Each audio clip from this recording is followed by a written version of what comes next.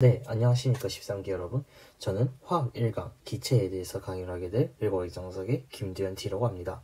학습 내용을 크게 보자면은 이상기체 상태 방정식, 부호나물과 몰분율, 이상기체와 실제 기체의 차이에 대해서 간단하게 알아보도록 합시다.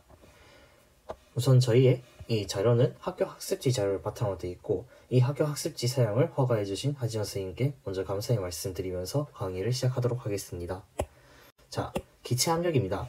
기체 압력이란 단위 면적이 작용하는 힘으로 간단히 나타낼 수 있고, 이를 식으로 나타내게 되면 P는 A분의 F로 나타낼 수 있습니다. A가 면적이니까 미터 제곱이고 F는 힘이니까 단위가 뉴턴입니다. 이 둘을 나눴기 때문에 이 압력의 단위는 뉴턴 퍼 미터 제곱이라고도 표현합니다. 근데 이 긴 거를 원래 과학자들은 줄여서 쓴 걸 좋아하지 않습니까? 이거를 이제 1파스칼로 나타내겠다 라고 하는 것입니다. 기체의 압력은 또 다르게 측정하기도 하는데, 기체가 용기 벽에 단위 면적에 가하는 힘으로 조금 더 구체화시켜서 나타냅니다. 이 벽에 가하는 힘이 결국에는 벽에 충돌하면서 발생을 하는 힘을 뜻하는 건데, 이 충돌이라는 것이 앞으로 화학을 배우면서 많은 중요한 요소들이 쓰이기 때문에 우선 이 충돌을 한다 라는 개념을 굉장히 중요하게 짚고 넘어가겠습니다. 대기압입니다. 아까 전에 압력을 어떤 벽에 충돌하는 힘을 측정해가지고 얘기를 한다고 했는데, 대기압이면 대기를 전체를 가둬놓고 측정을 해야 됩니다. 이게 현실적으로 가능할까요? 좀 힘들지 않겠습니까? 그래서 이걸 가지고 토리첼리는 하나의 실험을 구성을 합니다. 여기 수온으로 채워진 이제 액체가 있습니다. 그리고 여기에서 이 진공관에다가 이제 진공관을 뒤집어 엎어가지고 수온의 높이를 측정한 실험이죠.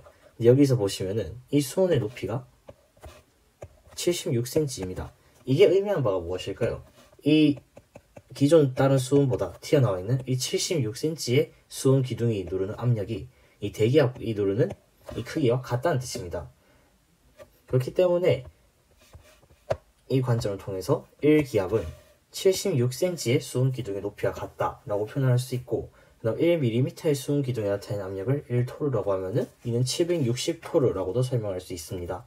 또한 수온의 밀도가 13.6g/m 세제곱이면 주어져 있기 때문에 이를 계산해보면은 101,325파스칼이 나옵니다. 하지만 숫자가 너무 크기 때문에 저희는 단위가 하나 있죠.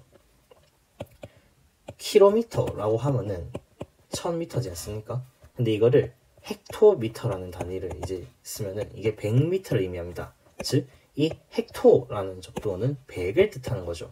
그렇기 때문에 이 101,325파스칼을 헥토파스칼로 나타내면은 이제 100을 나눠줘야 되기 때문에 1013.25 헥토파스칼, 즉 우리한테 익숙한 1기압은 1013 헥토파스칼이다 라는 결론이 나오게 되는 것이죠.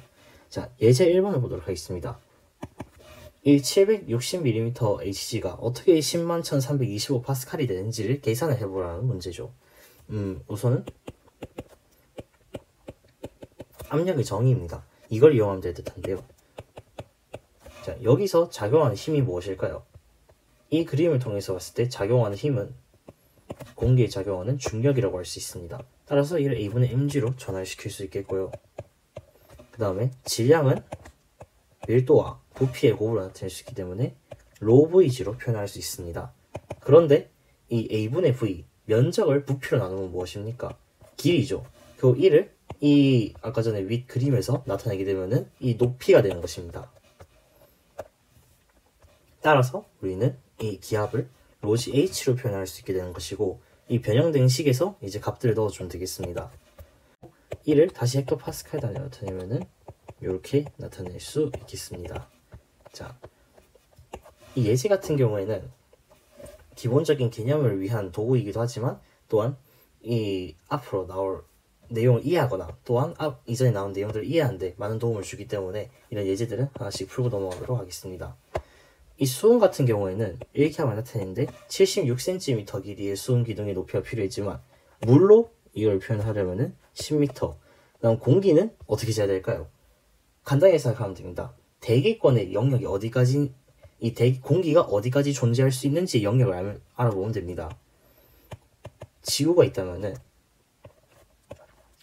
뭐 대륙권, 성층권, 중간권, 열권까지 해가지고 이렇게 공기가 분포하고 있다고 저희 이전에 배웠었죠. 이 열권의 분포 범위가 어디까지입니까? 바로 1000km죠.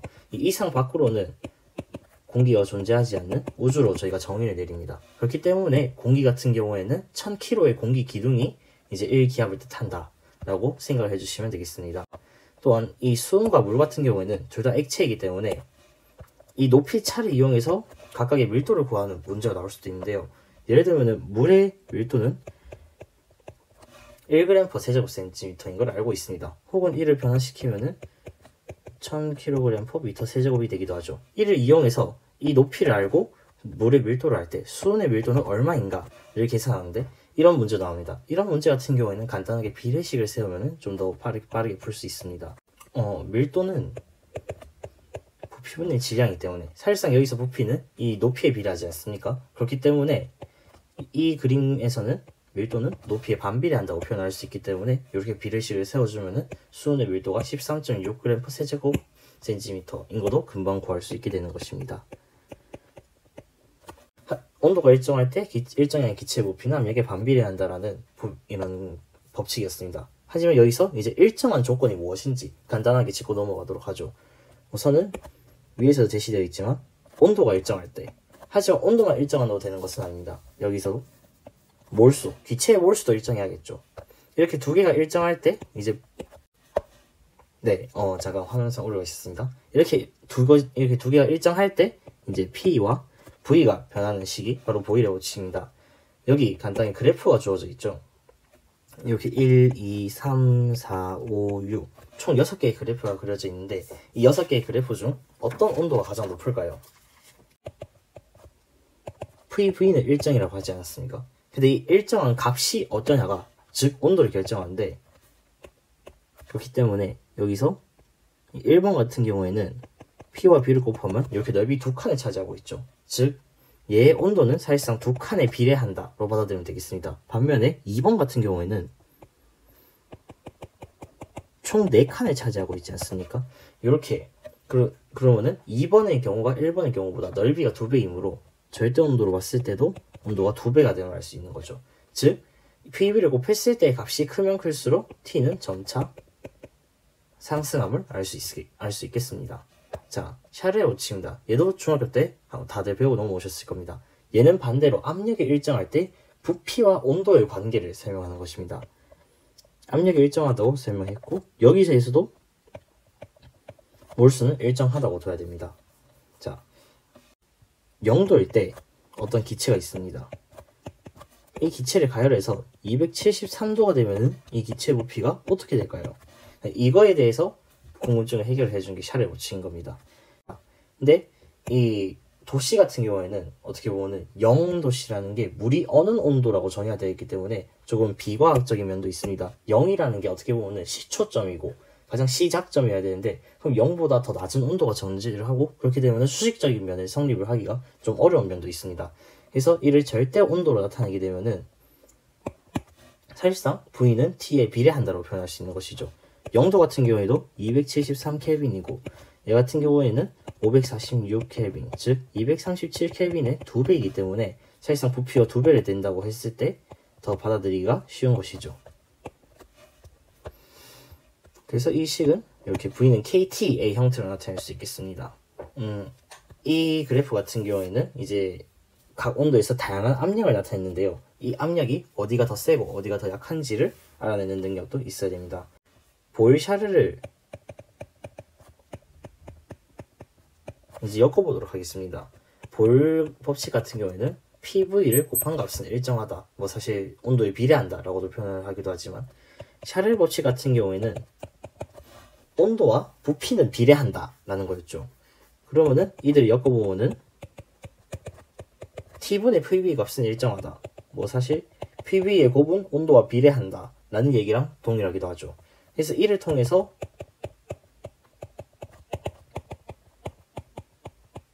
상태가 바뀌어도 T분의 PV 값은 언제나 일정한 것이죠. 그러면은 이제 이 식을 여기에다가 적용을 시켜봅시다. 자, 온도가 일정할 때 이 P1, P2, P3, P4는 각각의 부피가 다릅니다. T가 일정하다는 말은 사실상 이제 T분의 PV가 일정하다는 거에서 T가 일정하기 때문에 P와 V의 곱만 일정하다라고도 받아들이셔도 되겠죠.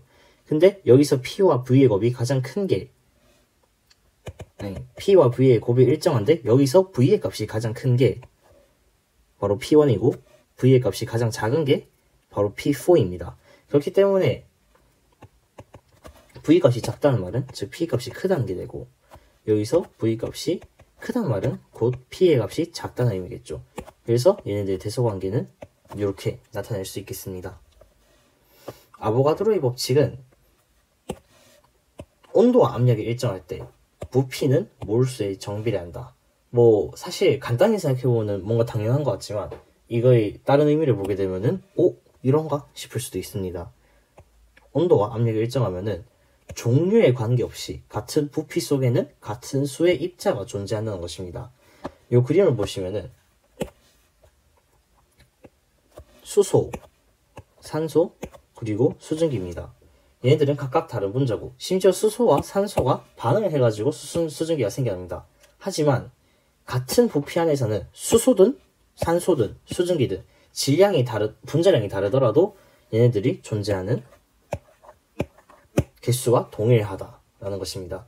이 특정 좀 더 입자의 개수를 나타내기 위해서 특정 조건들이 붙어야 되는데 0도 1기압에서 부피 22.4리터를 나타내며 이 부피 22.4리터 안에는 정확히 이 개수의 입자가 들어있습니다. 이를 좀 짧게 줄여서 저희는 아보가드로 수를 보통 6.2 곱하기 10의 23승계라고 배우죠. 이거를 간단하게 NA로 나타내기도 합니다. 아보가드로의 법칙을 사실상 다시 한번 식으로 정리하면은 몰수는 부피에 비례한다기 때문에 V는 KN으로 나타냅니다. 자, 그러면 이제 이전에 배운 이 세 개의 법칙을 조합해서 우리가 배우려고 했던 이 이상기체 방정식을 유도를 해보겠습니다. 보일 법칙은 P와 V의 곱은 일정하다라는 법칙이었고, 샤를의 법칙 같은 경우에는 T분의 V는 일정하다. 그리고 아보가드로의 법칙은 V는 KN이다. 뭐 각각의 K 값은 당연히 다를 수 있습니다. 우선 아까 전에 보일-샤를 법칙을 엮어서 P와 V의 곱은 T에 비례한다 라는 식을 이끌어냈었죠. 그러면은 이제 이 식을 다시 한번 아보가드로랑 조합을 해봅시다. 그러면 PV는 NT에 비례를 한다 라고 할 수 있겠죠. V는 N에 비례하면서 또 PV는 T에 비례하니까요. 그럼 이 식을 이제 등식으로 나타내주기 위해서 상수를 하나 넣어줍니다. 이 비례 상수 K를 이제 저희는 R, 기체 상수라고 정의해내겠습니다. 그러면은 이 식을 이제 PV는 nRT의 형태로 나타낼 수 있을 것이고, 이것이 바로 이상기체 상태 방정식인 것입니다. 이 식 같은 경우에는 화투 1단원 전면에서 정말 많이 사용되고 화투 1단원의 대부분의 양론 문제들을 푸는데 절대 빠지지 않는 식이기 때문에 만약에 이 식을 정말로 처음 본다고 한다면 절대 까먹어서는 안 되는 가장 중요한 식입니다. 이만큼 강조를 한다는 것은 뭐 제가 그 뒤에 예제도 실어놨지만 그만큼 많이 쓰인다는 거겠죠. 그러면은 이 기체 상수 R 값은 무엇일까? 이게 이제 탐구 3입니다. 그러면은 이제 저희가 알고 있는 조건을 가져와야겠죠. 아까 앞장에서 보시지 않습니까? 0도 1기압에서 부피 22.4리터 안에는 NA개의 분자가 들어있다 라고 저희는 배웠습니다. 그러면은 이 값들을 이제 이상기체 방정식에다가 대입을 해서 알아보도록 하죠. 자, 0도는 273켈빈이고 1기압은 1atm인데 이를 기체 상수를 나타낼 때는 굳이 atm을 뉴턴 퍼 미터로 바꾸지 않고 그대로 계산을 하기도 합니다. 저는 두 가지 경우를 다 한번 계산해 볼게요. 그리고 몰수는 1몰이고 이때의 부피는 22.4리터입니다. 자, 이 값들을 이제 식에 대입을 해주게 되면은 0.082를 나타내게 됩니다. 자, 단위가 굉장히 중요한데요. 여기서 단위는 우리가 압력을 atm에 나눴었기 때문에 atm을 붙여주고 부피는 리터, 그리고 몰수는 몰로, 그 다음에 절대온도 켈빈의 값을 사용해서 0.082 atm 리터 퍼 몰 켈빈으로 나타냅니다. 이는 주로 화학 문제를 풀거나 화학에서 자주 쓰이며 물리적인 관점에서는 조금 다르게 쓰입니다. 이게 이제 이 101,325N/m 제곱을 사용을 한 건데요. 식은 똑같습니다. 단지 여기서 이제 압력에 1이 아니라 10만 1325를 넣을 뿐인 거죠. 물리학에서는 주로 줄이라는 단위를 많이 씁니다. 이 줄을 맞춰주기 위해서 기존의 이제 기체 상수의 단위에서 약간의 변화를 주고 압력의 단위는 N/m 제곱으로, 그리고 단위를 맞춰주기 위해서 다시 한번 미터 세제곱을 곱해줘 줄이라는 단위를 이끌어냈습니다. 이렇게 R은 물리학에서는 주로 8.314 줄/몰 켈빈으로 쓰입니다. 하지만 기체 상수는 이 말고도 엄청나게 다양한 값을 가집니다. 하지만 저희 선에서 알아야 될 수준은 8.31 줄/몰 켈빈과 0.082 atm 리터/몰 켈빈 정도로 알면 되겠습니다. 값은 다르지만 실질적으로는 고정값입니다. 뭐 약간의 오차가 있다고 하지만 정말 이 정도면은 무시해도 됩니다. 나중에는 5% 차이가 나도 무시하는 기적적인 5% 룰이 있기 때문에 뭐 일단은 그런 게 있습니다. 이 정도 오차는 충분히 무시해도 된다는 의미 정도로 받아들이면 되겠습니다. 자, 앞서 위에서 이제 유도를 했던 PV는 NRT의 이상기체 방정식입니다. 절대 까먹으면 안 되는 가장 중요한 방정식이죠. 아까 제가 설명했던 식이 한번 더 나왔네요. T분의 VB는 일정하다를 이렇게 나타내주기도 합니다. T분의 VB는 나중에 어떤 반응을 통해서 상태가 바뀌더라도 일정하다라는 식을 나타내게 되면은 이렇게 나타나게 되는 것입니다. 자, 이제 이상기체 상태 방정식의 응용을 배워볼 건데요. 응용은 왜 하는 걸까요? 왜냐면은 문제에 나오기 때문이겠죠. 뭐 그 이유뿐만이 아니라 실험에서 주로 쓰이기 때문입니다. 어떤 미지의 기체 혹은 나중에는 뭐 어떤 다른 물질애가 되기도 하겠지만 이 분자량이라는 것은 굉장히 중요합니다. 그래서 이 분자량을 구하는 응용식은 굉장히 자주 쓰이고, 또한 질량을 모를 때는 밀도를 이용해서 분자량을 구해야 되기도 합니다. 그렇기 때문에 이런 분자량을 구한다라는 것에 초점을 맞추기 위해서 이상기체 상태 방정식을 조금 변형해서 사용을 하기도 합니다. 이 몰수는 분자량분의 질량을 나타낼 수 있겠죠. 자, 다시 한번 수증기가 이번에는 그러면 2몰 있다고 해봅시다. 수증기의 분자량은 저희가 18임으로 알고 있죠. 그러면은 만약에 수증기가 2몰 있으려면은 질량은 36g이 필요하겠죠. 이 N은 N분의 오메가라는 것이 이제 어느 정도 납득이 가셨을 것 같고요. 그러면은 이 PB는 NRT에서 N 대신에 우린 N분의 오메가 RT를 쓸 수 있겠습니다. 참고로 M은 분자량이고 오메가는 그 물질의 질량으로 받아들이시면 되겠습니다. 그럼 여기서 우리가 구해야 되는 것은 M이기 때문에 M을 빼고 전부 다 우항으로 넘겨주게 되면은 M은 PB분의 오메가 RT가 되겠습니다. 오메가는 기체의 질량입니다. 이 식 같은 경우에는 앞으로 실험, 그러니까 우리가 특히나 또 이제 화투에서도 실험을 자주 할 거고 이제 화학 실험 과목에서도 실험을 자주 할 거기 때문에 이 식도 이상기체 상태 방정식과 함께 같이 많이 쓰이는 식입니다. 밀도를 이용해서 분자량을 구할 수도 있습니다. 사실 밀도를 이용해서 아직까지 실험에서 사용한 적은 저도 한 번도 없었으나 이런 경우도 있기 때문에 이런 식을 사용하는 거겠죠. 자, 이 PB는 N분의 오메가 RT라는 식에서 이 식에서 밀도를 유도를 해야 됩니다. 밀도, density는 부피분의 질량이죠. 근데 여기서 질량을 우리는 오메가로 나타내기로 했기 때문에 밀도는 이렇게 나타낼 수 있겠습니다. 그러면은 V분의 오메가를 유도해내기 위해서 우리는 식을 조금 조작을 해보겠습니다. V를 5항으로 넘기게 되면은 V분의 오메가가 남고 N분의 1의 RT가 생기겠죠. 그러면은 여기에 D를 넣을 수 있게 됩니다. 그러면은 D만 하나 또 넣고 이제 다시 전개를 해보게 되면은 D는 RT분의 PM으로 나타낼 수 있겠죠.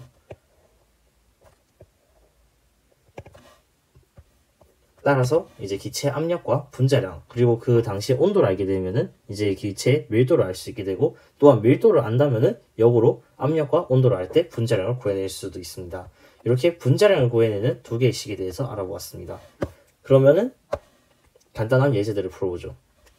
27도에서 10리터의 강철 용기 속에 들어있는 수소기체 압력이 3기압이다. 이상기체 방정식을 우선 적어주고요.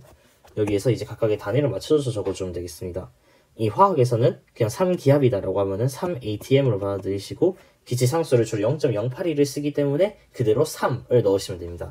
따라서 P 값에 그대로 3을 넣고 부피는 10리터, 그 다음에 몰수가 얼마인지 모르기 때문에 N으로 두고요. R은 0.082로 구했기 때문에 넣었습니다. 그리고 기체 상수의 단위에서 이제 켈빈으로 단위가 쓰였기 때문에 27도 같은 경우에는 273을 더하여 300켈빈으로 전환을 해줍니다. 이 식을 이용을 하게 되면은 이제 N의 값이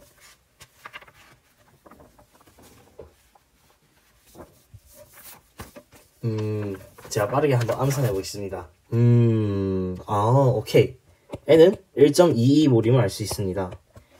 네, 사실 암산이 아니라 계산기를 썼다고 해야겠죠. 뭐 이 정도는 어느 정도 계산을 해도 되지만 앞으로 계산기를 쓸 일이 굉장히 많기 때문에 심지어 시험에서 계산기를 써야 되는 과목들도 있습니다. 그래서 앞으로 계산기를 쓰는 연습을 좀 더 해주시면 좋겠습니다. 물론 이 정도 계산 같은 경우에는 계산기를 쓰지 않고 나올 수도 있습니다.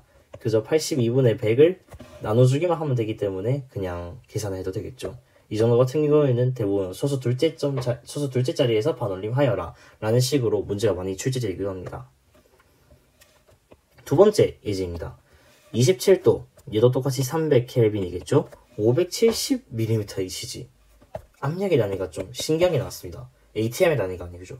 그러면은 얘는 ATM의 단위로 우리가 변환을 해줘야 되겠습니다. 1ATM이 얼마였죠?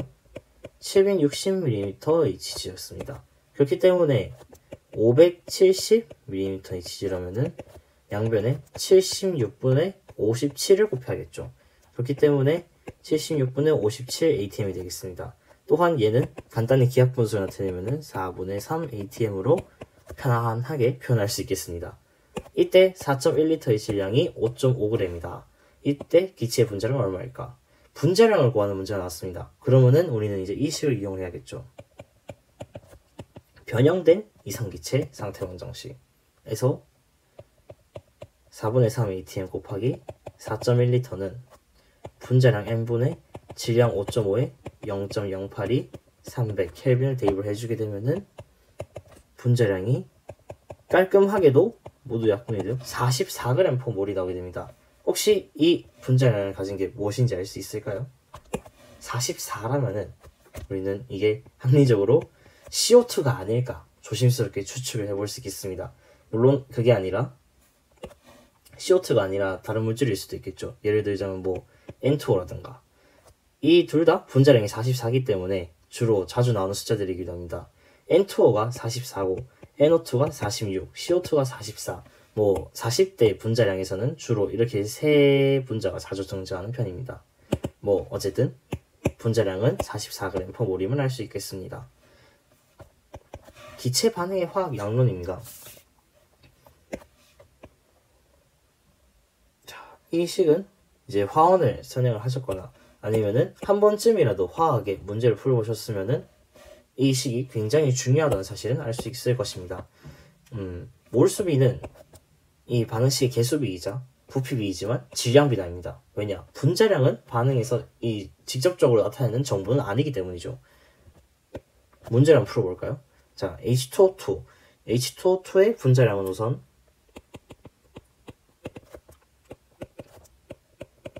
34g/몰입니다.